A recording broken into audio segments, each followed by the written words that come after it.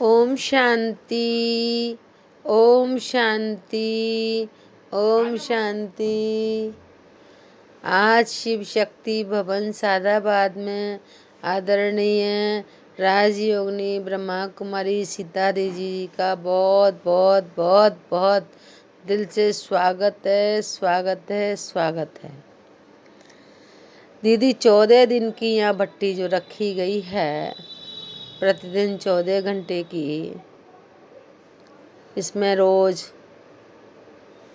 दीदियाँ अनेक क्लास करा रही हैं। उसमें आज आप हमारे बीच आए हैं, इसलिए आपका बहुत स्वागत है। और मैं 2 लाइन कहना चाहूँगी। आए वो हमारी महफिल में कुछ इस तरह, आए वो हमारी महफिल में कुछ इस तरह कि हर तरफ चांद तारे झिलमिलाने लगे। देखकर दिल उनको झूमने लगा, सबके मन जैसे खिलखिलाने लगे, सबके मन जैसे खिलखिलाने लगे।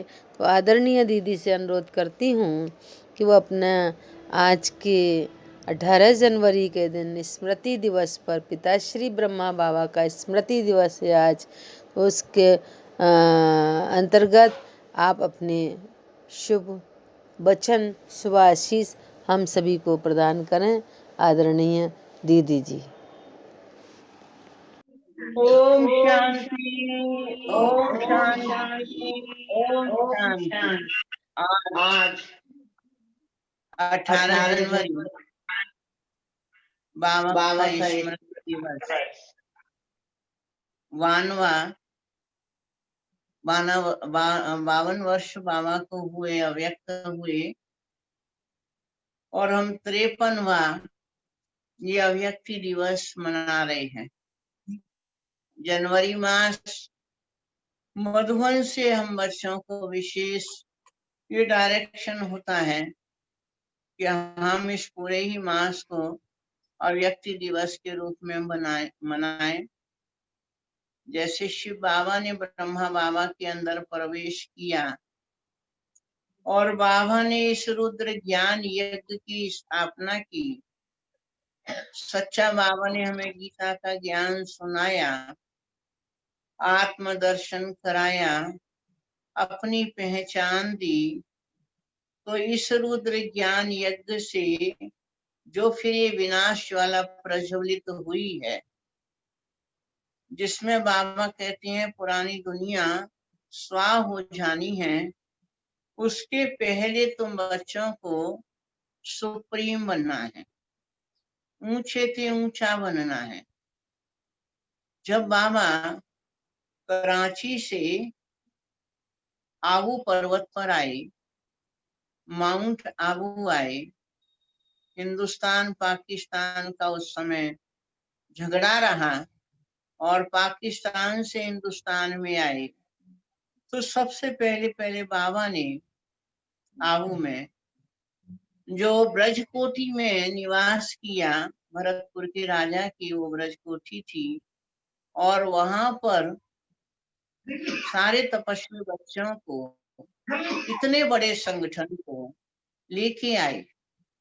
तो एक वहां का वातावरण कराची का, और एक बाबा जहाँ माउंट आबू में आए, वहां का वातावरण तो एकदम ही अलग था, एकदम ठंडी का वातावरण था। आज जो हम ये माउंट आबू जाते हैं और वहां हमें बड़ा नॉर्मल सा दिखाई पड़ता है, लेकिन उस टाइम पर जब बाबा लाए थे तो ऐसा वातावरण नहीं था। हम लोगों ने कल भी देखो फोटो देखा कि बाबा की झोपड़ी और बाबा का कमरा कितना साधारण सा एकदम, और चारों ओर आपने देखा होगा कितनी ठंडी ठंडी फागी फागी हो रही है, बर्फ पड़ रही है। ऐसे माहौल में आकर जब वो छोटी छोटी उम्र की दादियां, उस टाइम पर बहुत छोटी उम्र की दादियां थी, तो उस एकदम से बदले हुए वातावरण में जब आई तो बीमार भी किसी को कुछ होने लगा, किसको कुछ होने लगा। तो बाबा ने क्या किया, कि जो बाबा के लौकिक भाई का बेटा था, लौकिक भतीजा, जिसको हम आनंद किशोर दादा कहते हैं, उन आनंद किशोर दादा को बाबा ने कहा भी तुम अहमदाबाद में जाओ, डॉक्टरों से मिलो, क्योंकि ये बच्चियां तो बीमार पड़ी ऐसी ठंडी की मौसम में आकर के। तो वो दादा जो है उन्होंने संपर्क किया, डॉक्टरों से संपर्क किया, फिर उन दादियों को बुला बुला करके, है ना, फिर उनका इलाज कराना, दवाइयां कराना, और धीरे धीरे जो है तपस्या के बल से, जैसा कि आज हम बाबा के महावाक्यों में सुन रहे थे कि बच्चे ये जो बीमारी आदि आती है तो बाबा से मदद ना मांगो, लेकिन योग के बल से तुम्हारी आयु बढ़ेगी। तो वो उन दादियों ने कितनी योग की तपस्या की, कैसा देखो बाबा ने 14 वर्ष के लिए ऐसा तपाया कि भूले चुके भी कोई देव याद ना आई। तो आज हम ये जो अव्यक्त दिवस मना रहे हैं, विशेष दिन मना रहे हैं, तो इसमें बाबा ने हम बच्चों को अशरीरी बनने के लिए जो विशेष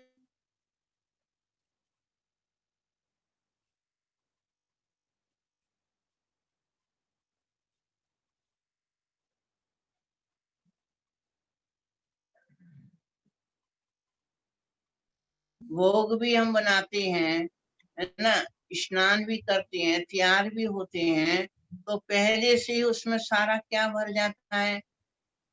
बाबा के लिए भोग बना रहे हैं, बाबा के सेंटर में जाना है, बाबा के सेंटर की सफाई करनी है, अव्यक्ति वातावरण बना के रखना है, आने वाली आत्मा इतना सुख चैन पाए, शांति पाए।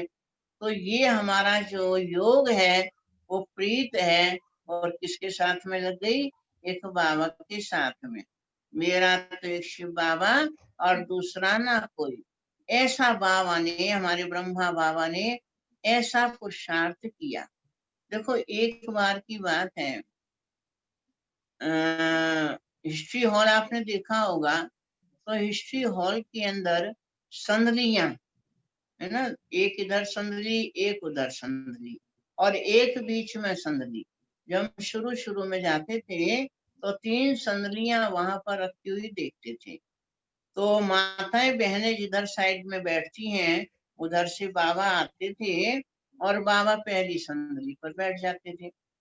अच्छा, फिर मम्मा आती थी, तो मम्मा जो भाइयों वाली साइड की संदली थी उस पर बैठती थी। बीच में एक संदली खाली रहती थी, उस संदली पर जो भी बाबा के बच्चे जाते आते उनका परिचय बाबा कराते थे, अनुभव सुनवाते थे, या जिस दिन भोग का दिन होता था तो बाबा उस पर बीच वाली संदली पर बिठाते थे। एक बार हमने देखा कि अपनी जो शील इंदिरा दादी हैं, मनमोहिनी दीदी, उनकी लौकिक बहन थी, वो बॉम्बे के अंदर सेंटर पर रहती थी और ध्यान में जाती, बहुत ध्यान में जाती थी, और ध्यान में जाकर के बाबा कितने सुंदर संदेश लेके आती थी। तो जब वो दादी बैठी हुई थी बीच वाली संदली पर, भोग रखा गया, शिव बाबा को भोग लगाया जा रहा था, तो वो दादी अचानक ही जाती थी, वो तो ध्यान में चली गई। काफी देर हो गई, बहुत देर हो गई ध्यान में भोग लगाते लगाते।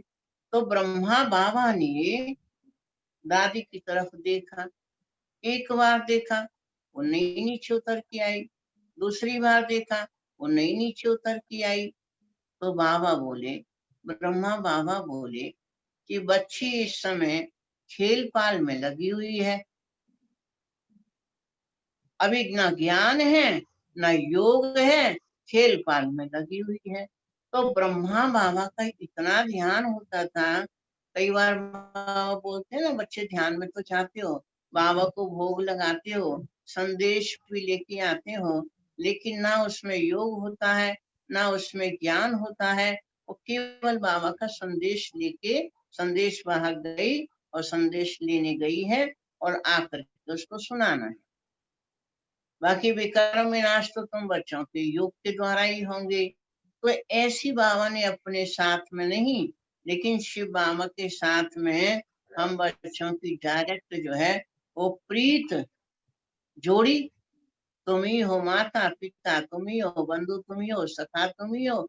भक्ति मार्ग में तो हम सुनते रहे, लेकिन वास्तव में ही बाबा ही हमारा माता है, पिता है, बंधु है, सखा है।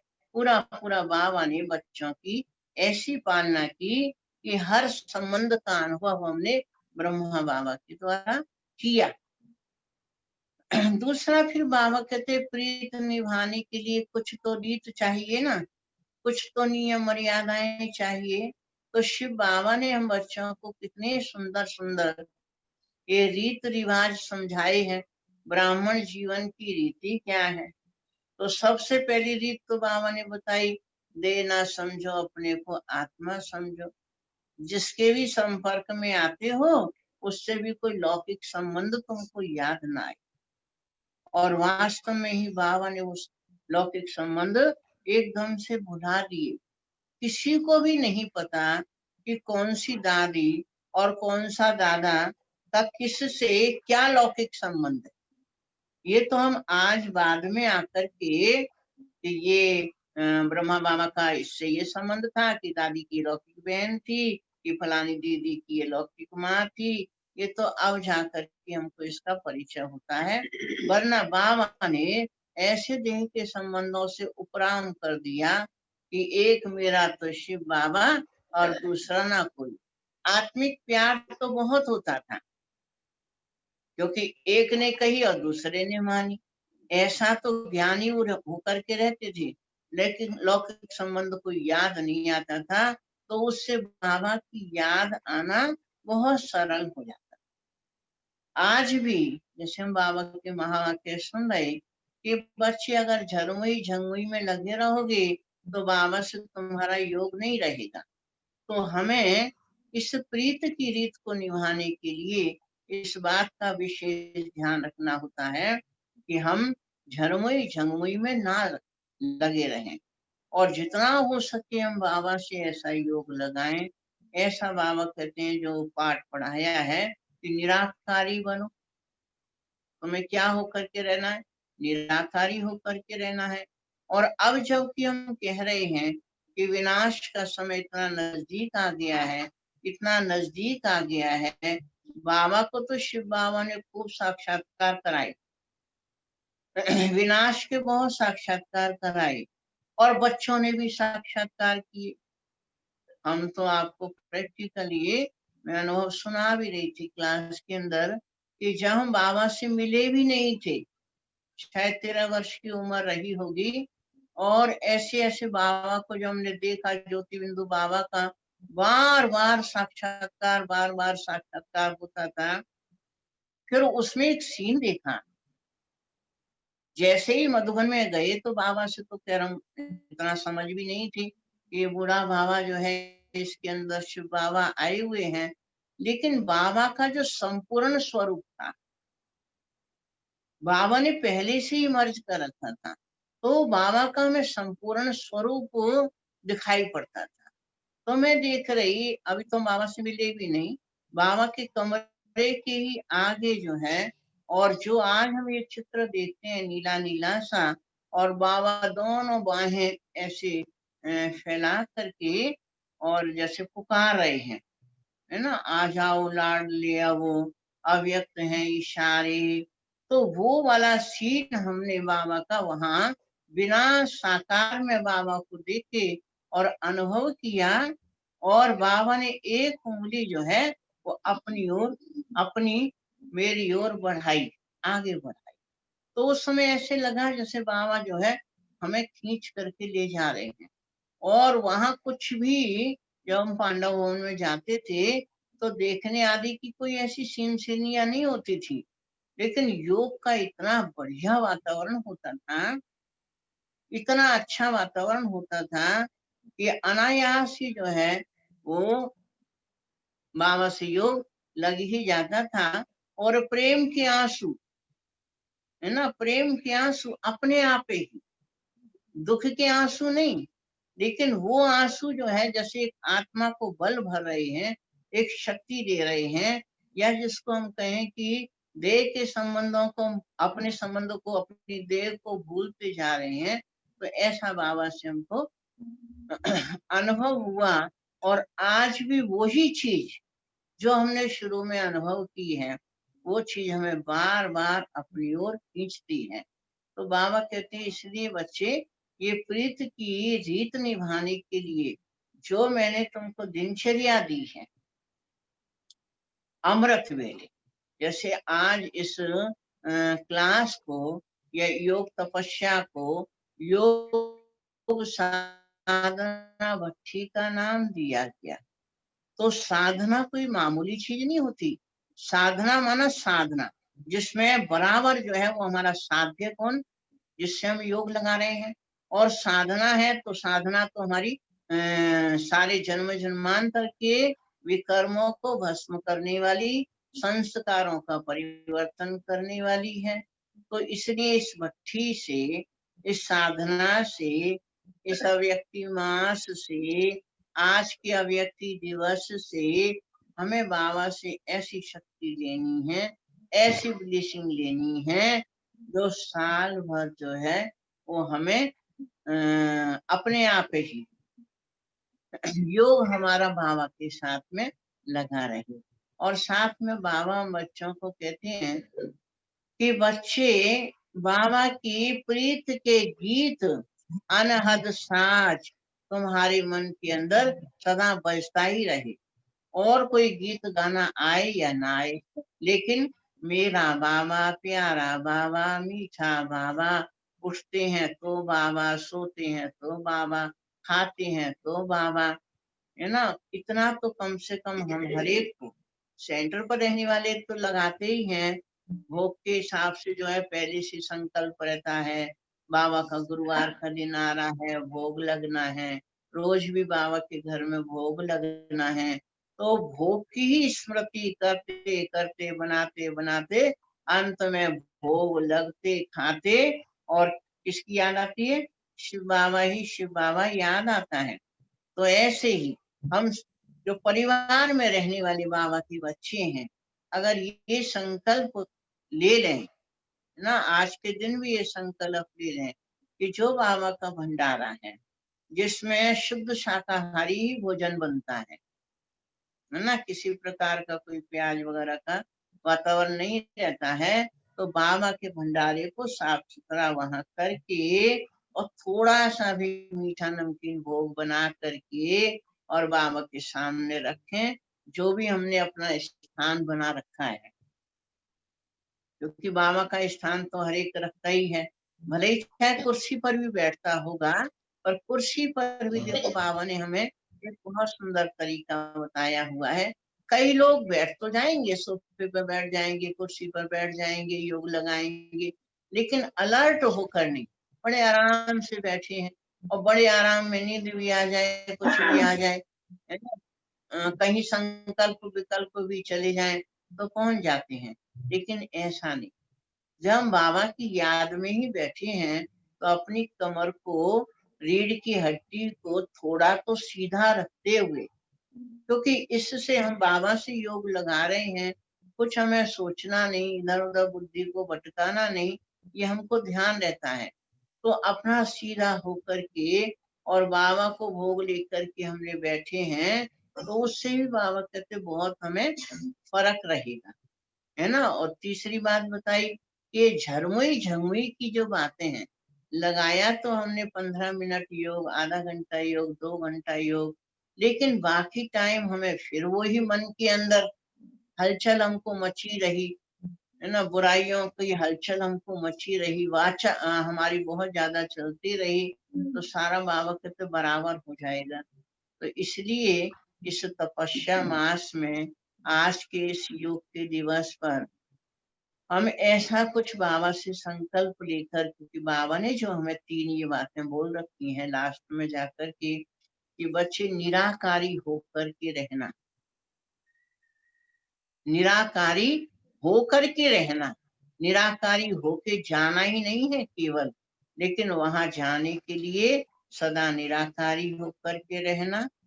दूसरी बात, निर्विकारी होकर के रहना, क्योंकि आए भी थे हम पवित्र और जाना भी हमको पवित्र होकर के ही जाना है। अपने संकल्पों को, है ना, मन को, वचन को, कर्म को निर्विकारी होकर के रखना। और तीसरी बात, निरहंकारी। अगर निराकारी स्थिति में रहेंगे और निर्विकारी होकर रहेंगे तो जीवन हमारा कैसा बन जाएगा? निरहंकार। क्योंकि बाबा कितने निरहंकारी, बच्चों को नमस्ते करते हैं, रोज ही रोज हम नमस्ते बाबा से लेते हैं। तो हम बच्चे भी तो ऐसे बाप के बच्चे हैं। हमारा बाबा जैसा है निरहंकारी। किस बात का अहंकार? किस बात का अहंकार? ना तो ये देह रहनी है, ना बाबा कहते ये संपत्ति रहनी है, और ना तुम्हारी जो पढ़ाई लिखाई वगैरह है इस जन्म की, वो भी सब शरीर चला गया तो ये सब भी तुम्हारा चला जाना है।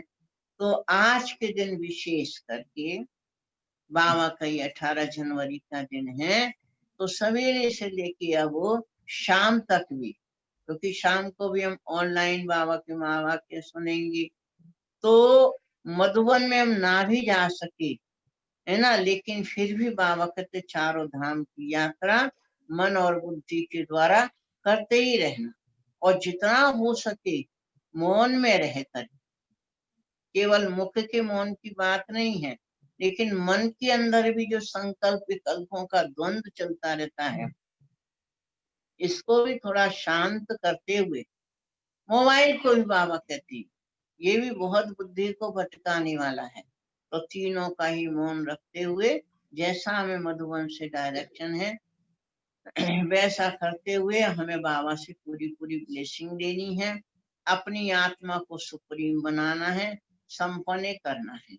तो बाबा के ये 3 शब्द हमें सदा याद बने रहे, निराकारी, निर्विकारी और निरहंकारी होकर रहना। और फिर जैसा बाबा ने ये तपस्या कराई है ना, बाबा के हम कदम शब्द तो सुनते हैं, तो एक कदम ये भी तो है, सवेरे सवेरे जो आत्मा ये बाबा की आज्ञा मान रही है, अमृत वेले समय पर उठ करके योग की तपस्या के लिए अपने आप को तैयार करना, और कदम उठा करके और बाबा के सेंटर पर आना, बाबा के कमरे में जाना। तो वो जो 18 कदम हमने आज 18 जनवरी के दिन 18वां कदम सुनेंगे, तो ये 18वां कदम ये भी तो है। ठंडी तो पड़ ही रही है, वो तो हर वर्ष पड़ती ही है, उसका काम अपना है पढ़ने का। लेकिन साथ ही साथ बाबा जो हम बच्चों से चाहते हैं, जैसा हमको बनाना चाहते हैं, और हमने बाबा की इस आज्ञा को माना, अमृत वेले भी रो रिहान की बाबा से, और बाकायदा जो है सेंटर पर आकर के और कदम उठा करके और आए हैं, तो हम बाबा के कौन से बच्चे हैं? सपूत बच्चे हैं। क्योंकि कल बाबा ने कहा ना, हर संबंध का, हर स्वरूप का, हर गुण का बाबा से अनुभव करो। बाबा से कोई भी संबंध तुम्हारा छोटा नहीं, छोटा सुहान अल्लाह। तो ऐसे संबंधों का अनुभव करने का आज ये 18 जनवरी के दिन हमें विशेष मौका मिलता है। बाबा का शांति स्तंभ भी हमको याद आता है, उसमें कितनी देखो बाबा ने शिक्षाएं लिखी हुई हैं। उन शिक्षाओं को, भाई शांति का ही स्तंभ नहीं बनना बच्चे, शक्ति का भी स्तंभ बनना, पवित्रता का भी तुम बच्चों को स्तंभ माना। अडिग किसी प्रकार का तुम्हारा निश्चय डिग ना पाए, क्योंकि ऐसी ऐसी परिस्थितियां, जैसे हम अभी सुन रहे थे कि बेशक जो है कोरोना का इतना भयंकर टाइम चला, उस टाइम भी हमने अपने आप को बाबा की क्या से ही बचा के रखा।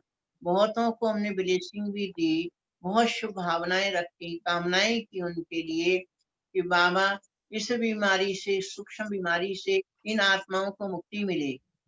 तो आज भी जो टाइम है वो भी टाइम बहुत भय का है, क्योंकि टीकाकरण का भले ये निकाला है, लेकिन इससे फायदा होगा नुकसान होगा क्या होगा।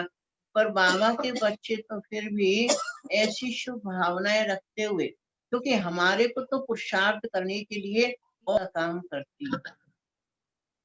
और जितना ये बातें जो है सुनने में आती हैं, देखने में आती हैं, तो हमारी योग की अग्नि और बढ़ जाती है कि हमें ऐसे टाइम पर कैसे निर्भय होकर रहना है, फिर भी कैसे जो है इन बातों का हमें सामना करना है, क्योंकि ये अभी भय का वातावरण खत्म नहीं हुआ है। बहुत बहुत प्रकार का जो बाबा ने शुरू में जो है स्थापना का जैसे साक्षात्कार कराया, और विनाश का जो भयंकर साक्षात्कार बाबा ने कराया, हर बच्चे को कराया। हमें तो इतना वो साक्षात्कार होता था कि वो जो हमने सुना हुआ था कि सन 76 में विनाश हो जाएगा, ऐसे बाबा साक्षात्कार कराते थे। और वास्तव में ही जो आज आप सीढ़ी का चित्र देखते हो, इस सीढ़ी के चित्र में जो संगम युग का सीन हम उसमें देखते हैं, तो उसमें बाकायदा लिखा हुआ था भुवनहार 40 वर्ष के बाद विनाश हो जाए। 40 वर्ष माना 36 में बाबा ने जो है अवतरित हुए। 1936 में ब्रह्मा बाबा के अंदर शिव बाबा आए, और 76 में विनाश की बात थी कि 76 में इस दुनिया का सफाया होना है, विनाश होना है। माना बिल्कुल क्लियर लिखा हुआ था 40 वर्षों के बाद, उस टाइम से लेके 76 तक 40 वर्ष। वो ऐसा क्यों? क्योंकि बाबा का इस बात में इतना कल्याण भरा हुआ था कि 1976 तक उन बच्चों ने ऐसा पुरुषार्थ किया, क्योंकि वही विनाश के साक्षात्कार, वही विनाश की सीन सिंधियां दिखाई पड़ती थी। कैसे होगा, कब होगा, ये संकल्प भी नहीं आता। और उसके बाद जब वो 76 का टाइम भी निकल गया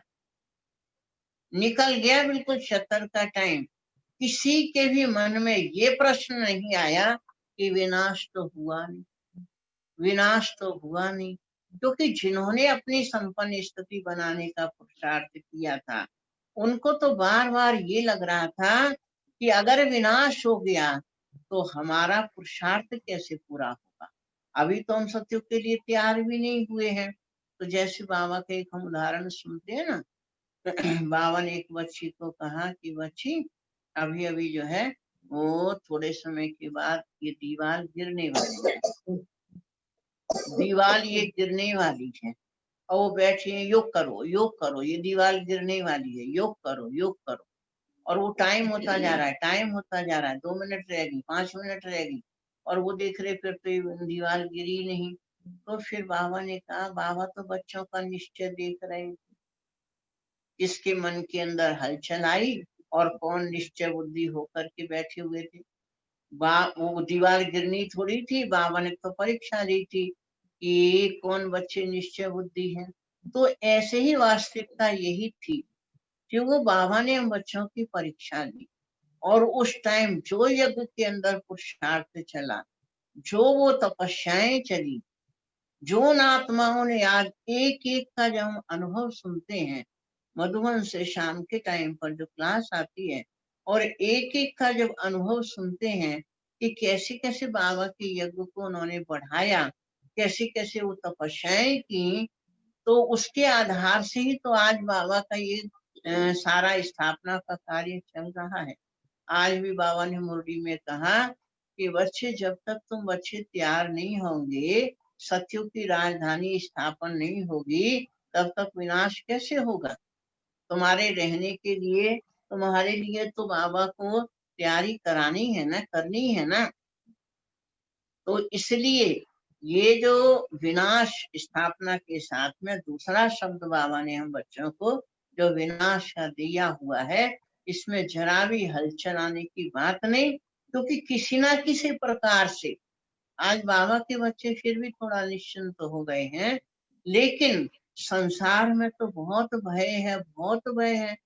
तो इस प्रकार जब चारों ओर वातावरण वो छा जाएगा, केवल उन बच्चों के ही साक्षात्कार करने की बात नहीं, लेकिन साक्षात जब हर इंसान के अंदर ही आ जाएगा कि हाँ अब तो ये विनाश होना ही चाहिए, परिवर्तन होना ही चाहिए, ऐसे टाइम पर वो विनाश मालूम ही नहीं पड़ेगा। और बाबा कहते वो सतयुगी दुनिया कैसे जो है आ जाएगी तुम बच्चों के द्वारा। तो इसलिए हम जो बाबा के शब्द हैं, ये बच्चे निराकारी होकर रहना, निर्विकारी होकर रहना, क्योंकि बहुत टाइम का पुरुषार्थ ही तो हमें सतयुगी राज्य दिलाएगा। अभी अभी हमने सुना और अभी अभी हम सतयुग में पहुंच जाएं, ऐसे थोड़ी है। तो उसको दादा को ही बाबा ने यही शब्द बोला। जब दादा ने कहा कि बच्चियां तो यहाँ आके माउंट आबू में बीमार पड़ रही हैं, तो बाबा ने कहा कि बच्चे बहुत ऊंची पढ़ाई है, बहुत ऊंचा पद पाना है, इतनी मामूली बात थोड़ी है, हर प्रकार की परीक्षा तो होनी ही है। तो जब हमें बाबा इतना ऊंचा पद दे रहे हैं, उसे 2500 वर्ष के लिए हमें वो सतयुगी राज्य देना है, तो हर प्रकार से हमारी परीक्षा तो आएगी ही सामने। और जैसे जैसे इम्तिहान में हमारी परीक्षाएं आ रही हैं, पेपर आ रहे हैं, तो समझो हमारी डिग्री जो है वो आगे बढ़ती जा रही है। तो सदा उमंग उत्साह के साथ में जैसे बाबा ने कदम उठाए हैं, अब तो हम रोज सुन लेते हैं कि भाई बाबा जो है लवलीन अवस्था में सदा रहे, बाबा ने सदा फॉलो फादर किया, है ना, साथी भी बन के रहे बाबा, साक्षी बन करके रहे। अगर हम एक एक कदम के ऊपर भी विचार करें, मंथन करें, तो क्या हम बाबा के समान नहीं बन सकते? जरूर बनेंगे। और बाबा कहते बच्चे नहीं करेंगे, बच्चे नहीं बनेंगे तो कौन बनेगा? इसलिए बाबा का ये शब्द है बार बार, ये बच्चे अब नहीं तो कब। हर घड़ी को बच्चे अपनी अंतिम घड़ी समझे, हुक्म ही हुक्म चला रहा है। जैसे वो मम्मा के अंदर बैठा रहा ना, हुक्म ही हुक्म चला रहा है, हर घड़ी तुम्हारी अंतिम घड़ी।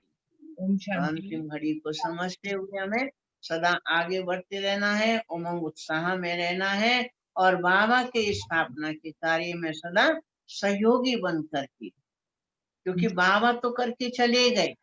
और आज देखो सबसे बढ़िया बात, सबसे बड़ी बात, ऐसे तो जाने वाले बहुत आते हैं इस धरती पर, आते हैं और जाते हैं, लेकिन ब्रह्मा बाबा की इतनी स्मृतियां क्यों हैं? ब्रह्मा बाबा को हम इतना याद क्यों करते हैं?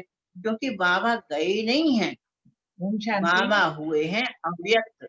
बाकी सब आत्माओं के तो शरीर छूटे हैं, लेकिन और कहीं ना कहीं उन्होंने जन्म भी लिया है, लेकिन ब्रह्मा बाबा ने जन्म नहीं लिया। ब्रह्मा बाबा अव्यक्त हुए हैं, और अव्यक्त के रूप में हम बच्चों को पालना दे रहे हैं, और सदा देते रहेंगे। और बाबा की हम पालना में ऐसे ही पलते रहेंगे, उठते रहेंगे, बढ़ते रहेंगे। इन्हीं शब्दों के साथ सभी भाई बहनों को बहुत ओम शांति, ओम शांति, ओम